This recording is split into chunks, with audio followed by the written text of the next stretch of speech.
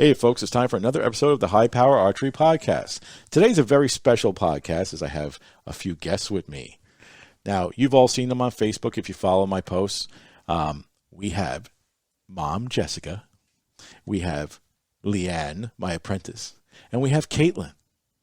And each will give you some of their opinions on the subject we're going to be going over to, which today happens to be new hunters. And new hunters is a very important subject to me because you know I spend a lot of my time training new people and taking them out into the woods.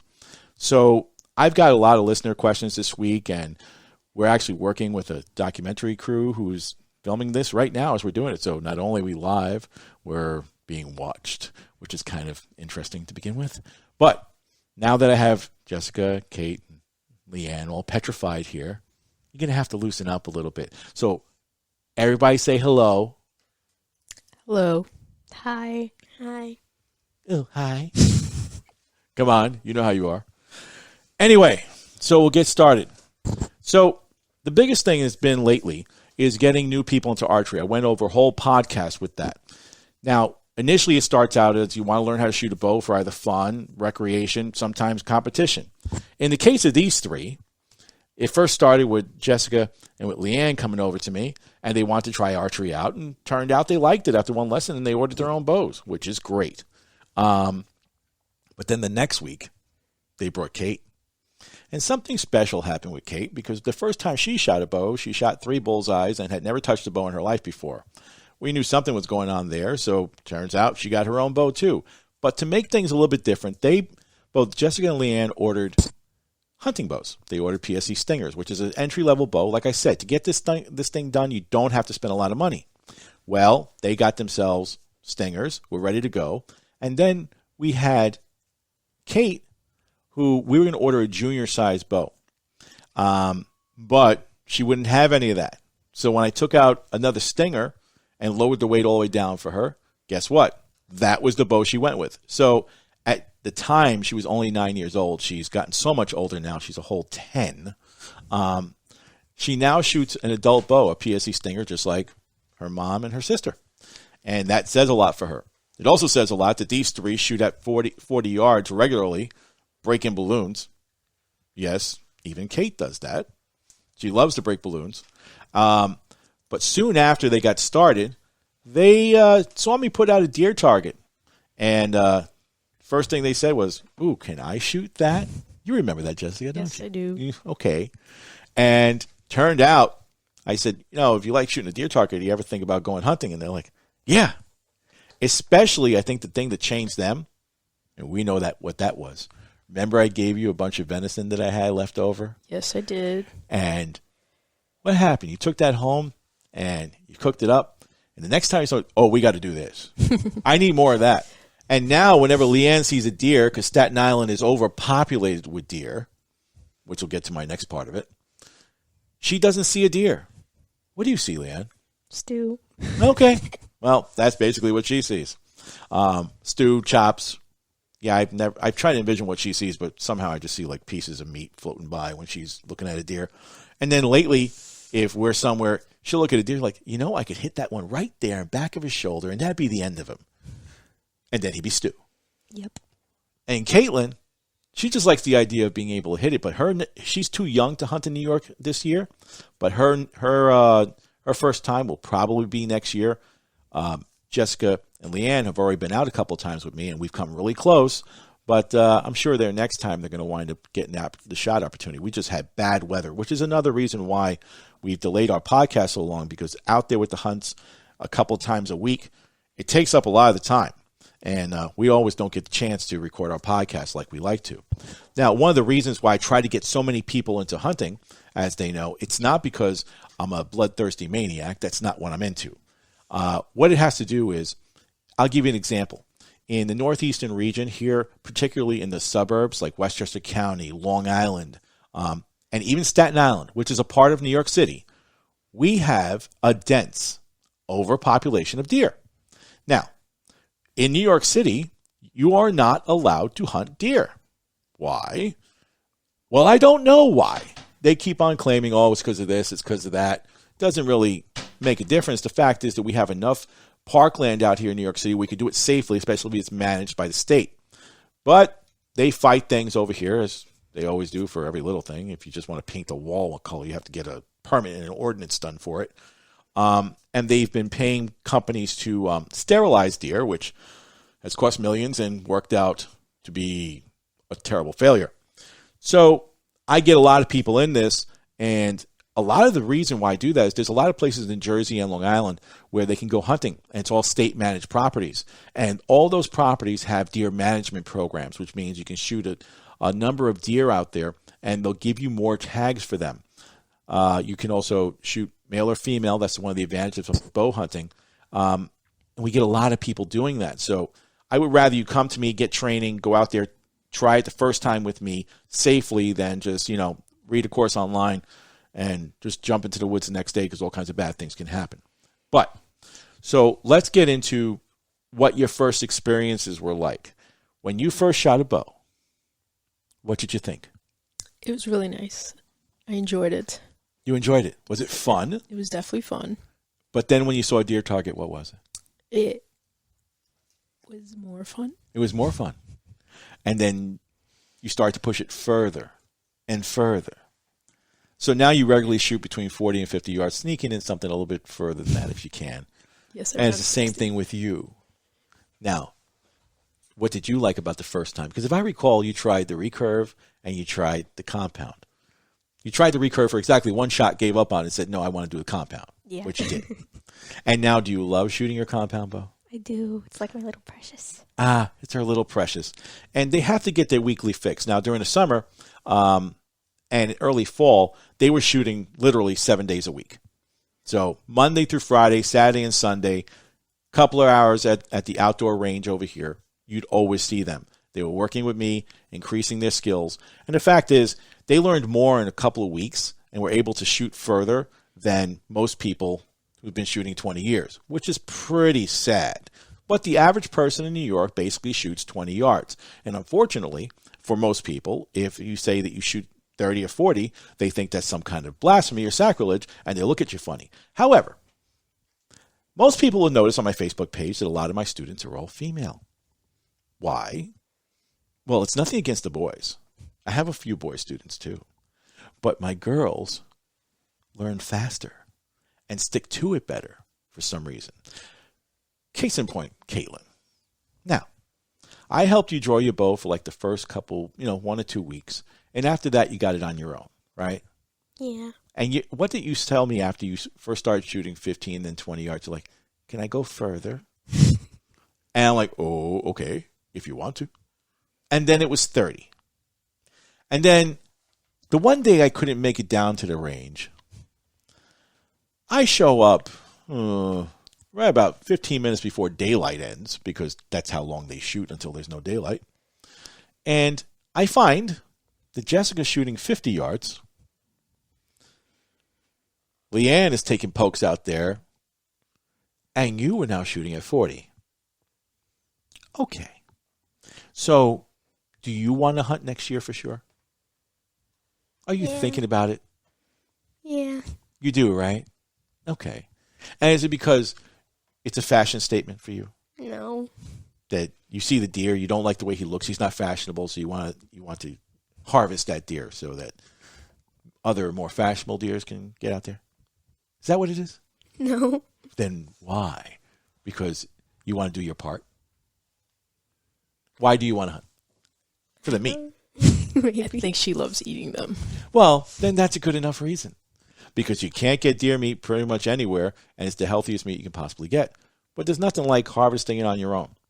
Now, the only bad part that comes with that is, since I'll be taking you out all the time, I'm going to have to butcher all these things, which is going to take hours. But I don't mind. I love doing it. It's okay. But I move on. Anyway, so you're doing it because you like it. You're also doing it to do your part to lower the deer populations. Now, you all took the hunter safety course. Up until this year, I was teaching the course in classrooms. However, with the advent of COVID-19, we've done away with that and made it available online. Otherwise, people couldn't do it at all. I am not a fan of that because there's a lot of stuff that you need to learn in person that they don't cover online. However, all of you took your courses online. And did you get anything out of the course? Did you learn anything from the course? Yes, I learned a couple parts of the bow and bow safety and things like that. Okay. And in anywhere in that course that they mentioned that you should never put your arrows in your back pocket if they have broadheads on them? They should have. They should have, but they didn't, did they? No. But remember the first thing I showed you? Like, well, if you take your broadhead on your arrow and you stick it in your back pocket because you're cool, you don't want to wear a quiver or anything like that, and then you happen to forget it's there. What happens when you sit down? And Jessica's in the medical field, so I just... Oh, you're going to need a couple of sutures. And what happens if you sit down the wrong place on it? You can cut very important. You can cut your femoral artery that way. You'll bleed out before anyone That's can where even your get to pocket's you. at, but yeah, definitely. So that's one of the things that I don't like about learning online. That's why I would rather spend all the time working with yous and be like, okay, this is what you do, this is what you don't. And the first hunt that we went on, in case you didn't notice, I didn't shut up. I was pointing out different things to look for, stuff like that. So if you're looking to sit there and just chill out, it wasn't going to happen. Including how not to get lost in the woods. Even though we were guided to the wrong place at the wrong time. And I had to find us to the right place. By the way, for those who are listening, I didn't do the guiding, but it's not my problem. And I will not mention the gentleman who did that. Those its own good intentions to do that. But it was all fine. Anyway, so you're doing your part. You're cutting down on the deer numbers. You all know what's going on around here. What's the biggest problem that we have with deer? There's too many, and they What do they cause? Diseases. accidents and Cause diseases. accidents? Yes. So for those of you who are unfamiliar with New York, and most importantly, New York City, and maybe you don't understand it, most people here, well, not most people, it's a stereotype, but yeah, most people, don't believe in two things, red lights or obeying the speed limit. So on an early morning, when you're driving in Staten Island on Arthur Kill Road, which is a roadway that goes pretty much around the island, that for some reason people confuse with the Indy 500, and they're doing 85 in their BMW Spider through there, and they hit a deer because there's so many, disaster will ensue. Now, they wouldn't be hitting deer if the population wasn't so high. That's part of the problem. The other problem that comes in for too many deer is what? Well, those little guys, we have a problem. Ticks.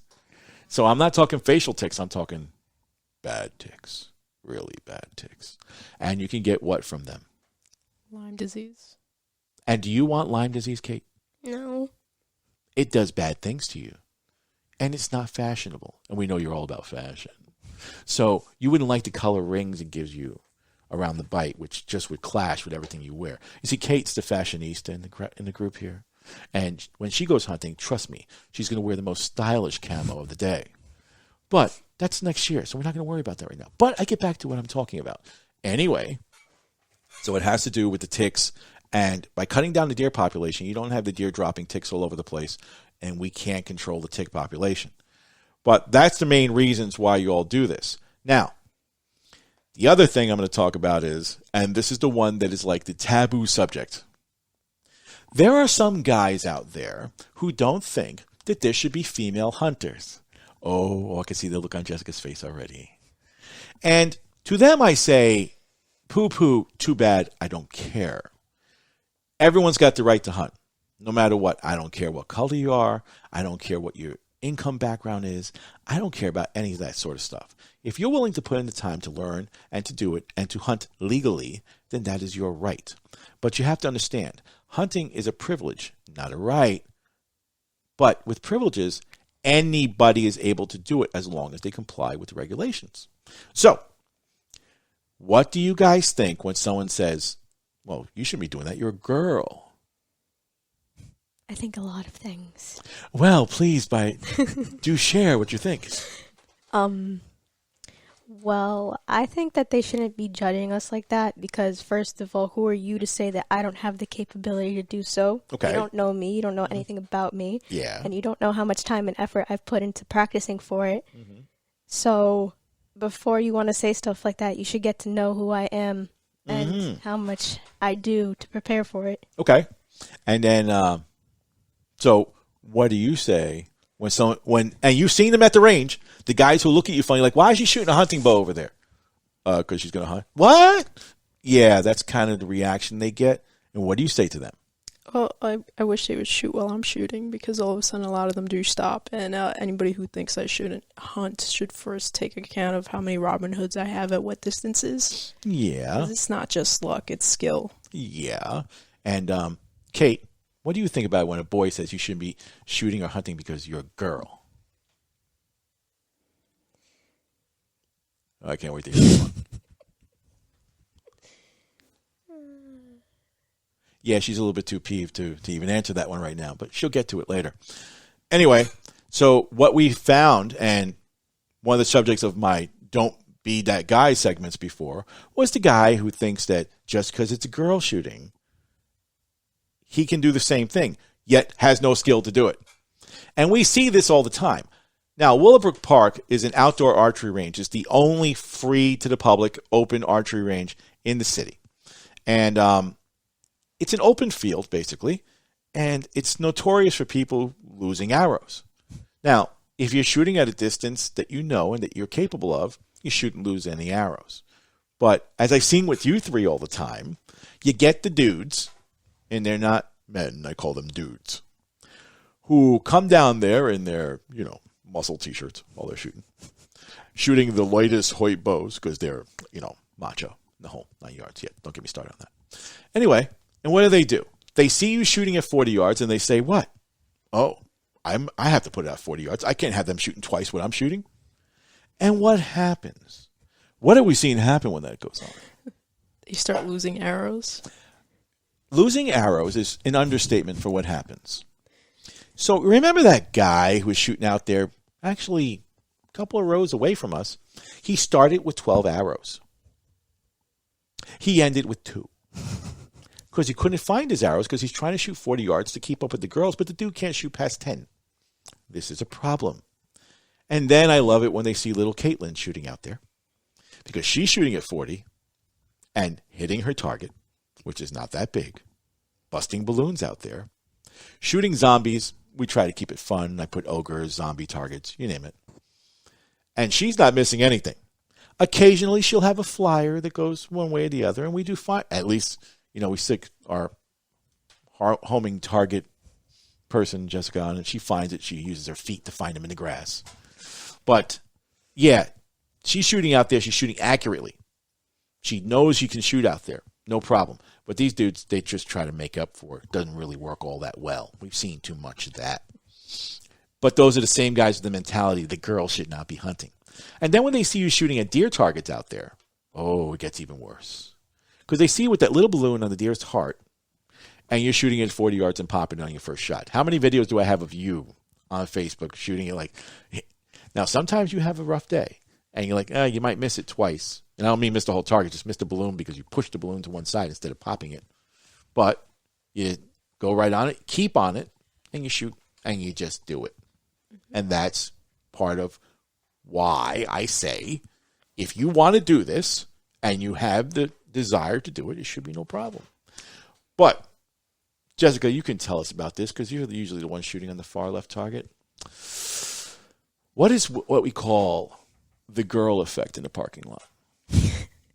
The cars pull up, turn around, and then leave once they see we're shooting. So what happens is the guys pull up in their trucks, their big, bad, monster-looking trucks.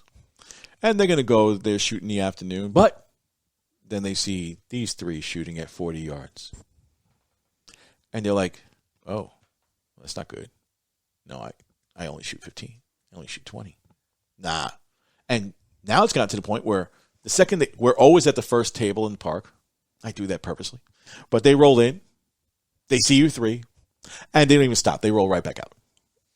And then you'll see that when we're packing up, they come by again. They see that you're not there. And then they'll pull in and shoot. Yes. Which, because of the fact that you shoot almost till dark, can kind of suck for them. But I could care less. It's embarrassment. And to you guys who are listening who are those suspectful people, all I can say is this. Learn how to shoot, for Christ's sake. I mean, really, come on. If you don't know how to shoot, ask me. I teach anybody. I don't care. I don't discriminate. I may make fun of you sometimes, but I will teach you how to shoot. And now it's gotten to the point where Leanne will take certain people under her wing and be like, this is what you're doing wrong. But then at the same time, I see her look at some people who don't want any kind of help and think that I'm not going to be helped by a girl. And she's like, they suck. And they're going to continue to suck. Haven't you seen a lot of people who suck? Yep. And have the potential to get better if they just learned. They really do. But they are what we call asshats. So I know Caitlin's the young one here. You may not be familiar with an asshat, but the Webster Dictionary version of someone who's an asshat is someone who has their head so crammed so far up their butt that they can't hear anything or won't listen to anybody. And there's a lot of asshats at Willowbrook Park, are there not? Yes, a ton of them. Yes. Now, on top of everything else, Leanne is now my apprentice. So she's learning everything that I know. She even does repairs with me at Willowbrook Park.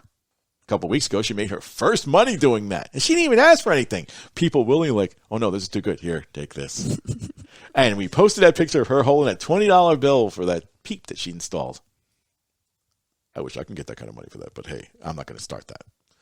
Anyway, so people even had a problem with that. What, a girl learning to be an archery tech? What, are you kidding me? And let's just say I was less than kind on my responses to them. And I dropped the challenge. If you have a problem with that, come see me at the range. I haven't had really anyone take that up. I don't know if my reputation got out or not, but whatever. I mean, I'm not that kind of crazy. Well, yeah. But it's beside the point. You know what would happen if someone showed up down there with that? I'm pretty sure I know what would happen. I would put them up against Leanne and be like, okay, before I beat you senseless, I want you to shoot at 40 yards with Leanne. And if you can hit the target twice, then we'll throw down. I'll be glad to give you the beat down that your daddy should have.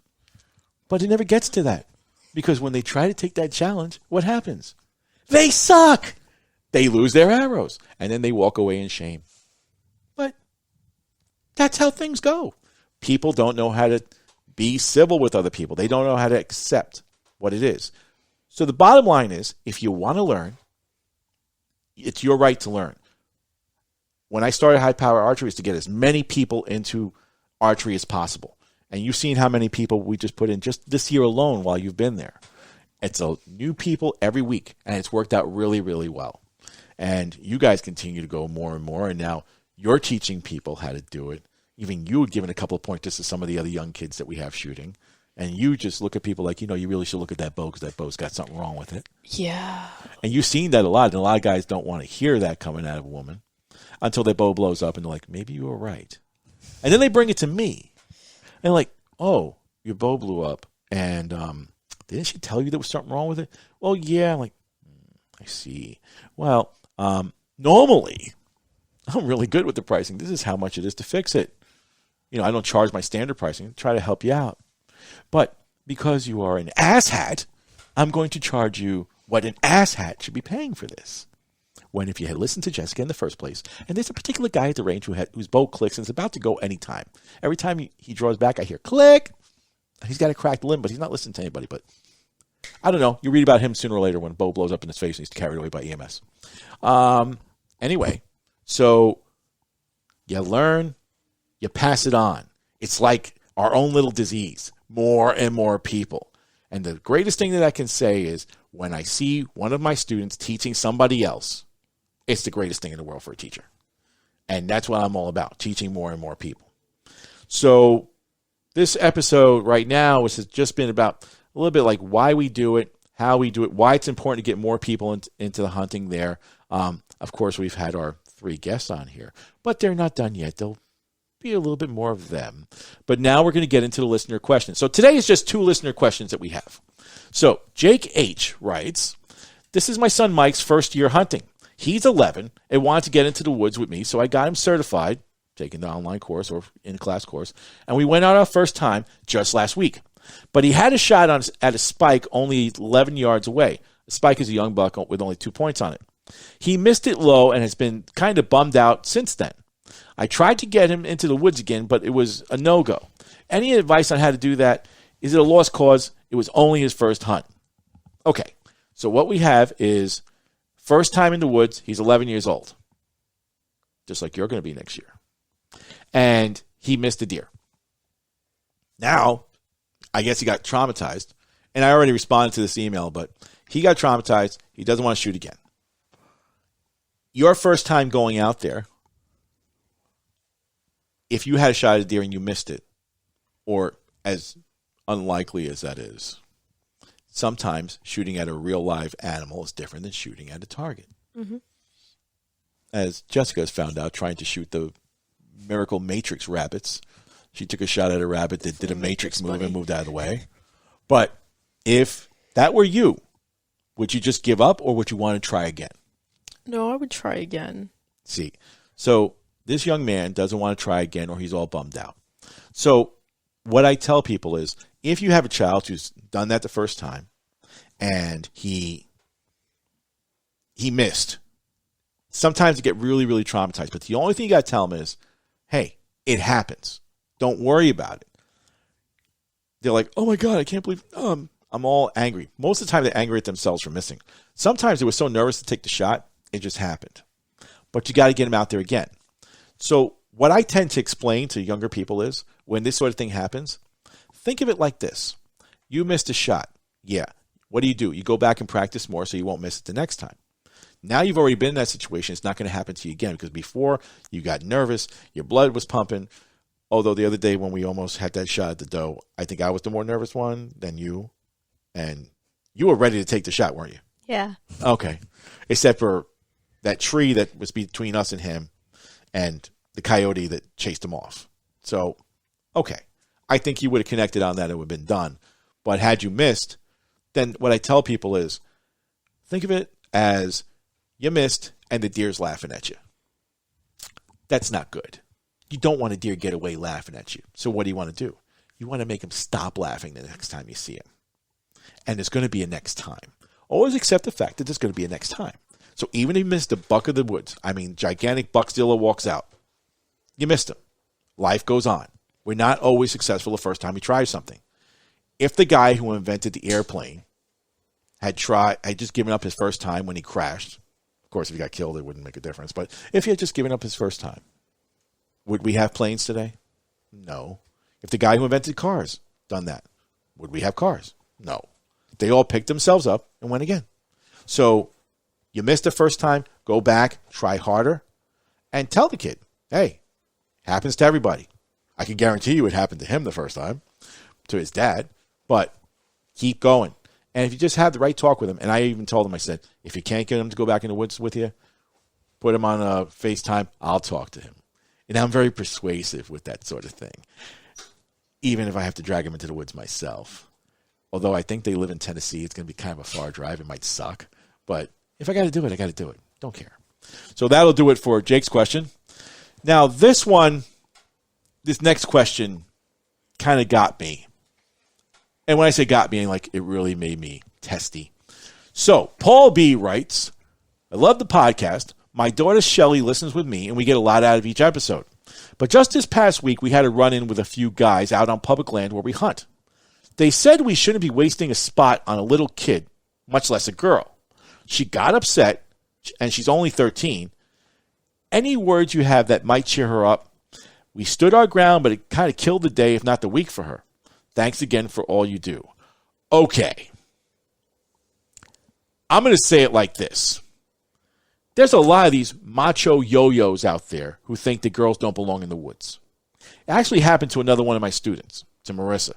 And she was legally hunting, and the guy said, you can't be there. And she got pulled out of the woods, and turned out it was not legal for her to be taken out of the woods there, and it's a whole mess. But whatever. So when I see people like this, and there's a lot of them, they think that two problems with them. One, they think that public land belongs to all of them. Public land belongs to everyone. That's why it's called public land. So if you have a spot, and I don't care if you've been scouting that spot for 10 years, and someone's there before you, it's theirs. We experienced this the other day. Remember, we went to a public land, and there was somebody already there. That kind of thing can happen. But let's just say that you're out in the woods, and some guy says that to you. What are you going to say? You're a girl. You don't belong here. What are you going to say to them? And why not? You going to say what? Why not? Okay. I'm here legally. Mm-hmm. I'm doing everything right, probably better than you. Mm-hmm. But And what is mom going to say to them? Mom has to be filtered right now. Oh. But Mom has thoughts on what she would be saying. Yes. Many things. And I think these guys forget that they're only here because of a woman. wow, that's a different point of view for sure. Very deep. Yeah, most of these guys don't have the intelligence to figure that one out. And Caitlin, what would you say if you were hunting and some guy came up to you and said, "You don't belong here, you're a girl"? I was kind of say the same thing as Leanne. You're doing everything legally, so there's nothing they can say to you, right? Okay. This, unfortunately, is a very common occurrence. It happens a lot. And it kind of sets me off with this sort of thing. And what I teach all my students, be they male, female, I don't care. If you are in the woods and you're doing everything legal, nobody has the right to push you off there. And anyone who tries to do that, the main thing is don't argue with him. Don't be like, "Oh, really? Okay." You can take that up with the game wardens or the DEC police if you want, because I'm here legally. So if you want to do that, go drag your ass over to them, have a little word with them, and see how they feel about what you're saying. Doesn't go much farther than that. Now, some people start name calling and doing all kinds of stuff like that. I personally don't do that. The last time this happened, I was in a two-person stand, and someone said something similar to me. I didn't get into an argument. All I did was look at him with a very stern look and said, "And what? She's here. She's legal. That's the end of the story. But, like I said, be civil about it. And just use the law as your backup. Just say, it's legal. I ain't moving. If you got a problem, go get the law." And the law will have a fun time with them. Trust me. That's what these guys do for a living. So to all you yo-yos out there who think you can just push a female off the ground because, well, she's a girl. Well, no. And if you have a problem with that, then, as I always say, come see me. I got something for you. I'll leave it at that. I'm trying not to be too violent here. Because Jessica's taught me not to be violent. To increase my inner, yeah, okay. But, so, Paul, like I said, in my email back to you, don't be discouraged by that. Stand your ground, which is what you did. And just hit them with, "If you think that I don't belong here, go tell law enforcement," because I'm sure they're going to have a couple words for you. And believe it or not, guys don't know what to say to that when you say that to them. And if they get aggressive with you, by all means, come out of the tree, but then go and report it to the law enforcement. They will deal with it. Don't get into a confrontation that you have no part of. It's not worth the fight. But most guys will just back off when you say something like that, so nothing to worry about. But that'll do it for the listener questions today. And now we're going to get into my segment.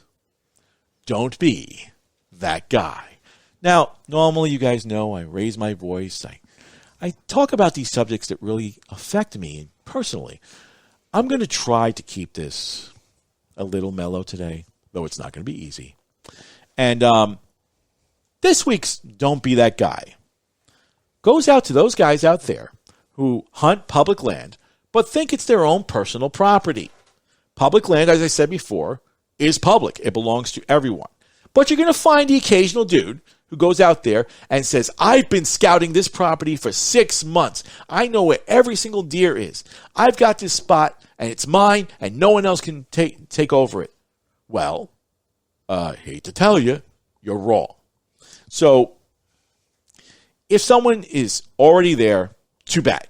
You should have a backup spot. And especially when you're telling that to a female, I get a little bit upset. Like I'm kind of getting a little bit upset right now. But don't be that guy who's going to go and scream at someone because they're a girl or a young lady or whatever. I don't care, because they're in your spot or they're in your area.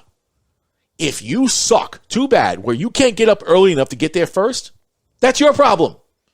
And most importantly, as Jessica will tell you, you have to get up early in the morning. And a lot of these guys think they can just stroll in there anytime. Do we get up early to go on these hunts? Oh, yes. If we're driving out to Long Island, what time do we... Now, we're in New York City. We have to drive out to Suffolk County to do this. What time do we generally leave to get out there? I believe it was 2:30. Ah, okay. So we do our part to get out there and get in there on time. But these guys think they can show up anytime they want. You're on their spot. but it's public land. So once again, I'm going to say, don't be that guy with his head crammed so far up his rear end that thinks you're God on public land. Because trust me, you're not. And if you do, if you still insist that you're the master of all public land, then the only thing I'm going to say to you is this. Why don't you read the regulation book? And if you read the regulation book, it'll say that no one can claim a spot on a public land. I don't care if you build your own tree stand in the heavens there. It doesn't make a difference. And for those of you who deal with people like this, as I mentioned before, use the law to your side. Just get them. Call the police. They'll come and deal with unique individuals like this. So, not a big rant today on the Don't Be That Guy. It wasn't that bad. Now, like I said, this was the first time on a podcast for Jessica, Leanne, and Caitlin. And Caitlin, with the little voice, added her little things in there. She's still trying to think of what she would say to somebody, but she reserved that for later because I think I'm going to hear some things come out of her mouth that shouldn't be said by a 10-year-old. But we'll get into that later. Jessica turned colors when she heard about this, and she was like, ooh, those people. Because she knows what it's like, and she has that mommy instinct that just wants to pound them. Yes. Yeah. And you control that mommy instinct a lot, especially when you're on the range. You have to. Yeah. Because why? People are special. Yes, in their own way. Yes. And Leanne doesn't have to argue with these people. She just shows them up by her shooting. She doesn't care. And the embarrassment that causes that, is enough to just drive most people away. That's why there's always like 2 or 3 lanes between us and everybody else who's shooting. And then if they really want to, test it, then I'll actually break out my bow and do some other stuff out there. And I don't shoot that much. There's many reasons I'm concentrating on you folks. But when I got to draw it up there and I put it at 80 or 90, then I really don't care. And they're like, really? Okay, you can say whatever you want. Just shoot my target. And it never really works out. But I digress. Anyway, folks, so you will hear more from Leanne, Jessica, and Kate. Leanne will be on more podcasts with me. I got a feeling Jessica will too. I could tell. She got that look on her face right now. She's like, I never want to do this again. But I know she was going to let loose on a few of them. But she's been quiet, trying to keep herself reserved. And Caitlin's just think of something fashionable to say, but she hasn't come up with it. But the next time it'll be scripted. I guarantee you she's going to say a lot more. And Leanne gives you one word, direct answers. Simple, scientific. And you'll get more of that, and she'll have her own segment on next podcast. Anyway, oh yeah. Yeah, that segment's going to be special because she's going to point out what you should do and what you should not do in certain situations and why you're a bonehead for doing one thing instead of the other. But that'll do it for now. As always, if you need to find something to fill up your time, be sure to look us up wherever you find podcasts. You can go to our website, www.highpowerarchery.com. Send us an email. I answer all my emails, people, no matter how off the wall they are. I'm never in a position to say anything bad. If you need help, I'm willing to help you, no matter where in the world you are. And we've got a lot of people listening all over the place. So with that, it'll do it for this episode. We thank everybody for being on here, as uncomfortable as it may have made them. Like I said, it's never goodbye until we see you again. So till then, shoot straight and stay safe.